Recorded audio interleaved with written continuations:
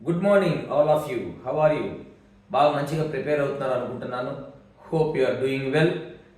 నిన్న వీడియోలో మనం చెప్పాం ఫిజిక్స్ అనేది గేమ్ చేంజర్ అని, బయాలజీ స్కోర్ బూస్టర్ అని, కెమిస్ట్రీ సపోర్టర్, గ్రేట్ సపోర్టర్ అని.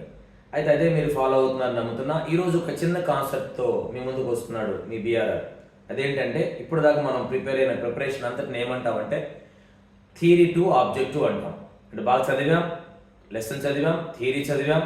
చదివిన తర్వాత మనం ఎంత చదివామో తెలుసుకోవడానికి ఒక ఎగ్జామ్ రాస్తాం. ఆబ్జెక్టివ్ క్వశ్చన్స్తో ఎగ్జామ్ రాస్తాం. దాన్ని థియరీ టు ఆబ్జెక్టివ్ అంటాం. ఇప్పుడు దాన్ని పక్కన పెట్టేసి మనం చేయాల్సింది ఆబ్జెక్టివ్ టు థియరీ. మీరు రోజుకి ఒక టెస్ట్ కానీ 2 టెస్టులు కానీ మాక్ టెస్టులు రాస్తున్నారు.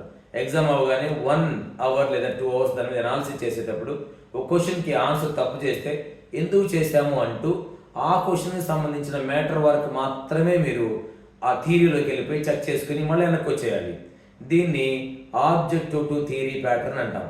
అప్పుడు ఎక్కువ క్వశ్చన్స్ ఏవైతే మనం తప్పులు చేసామో వాటి నుంచి ఎక్కువ నేర్చుకోవడానికి అవకాశం ఉంది. కాబట్టి ఇప్పుడు ఈ 5 డేస్లో మీరు ఫాలో అవ్వాల్సిన method objective two theory but not theory to objective. క్వశ్చన్కి ఆన్సర్ రాకపోగానే మళ్ళీ మొదటి నుంచి ఆ లెసన్ అంతా చదవటం మానేయండి.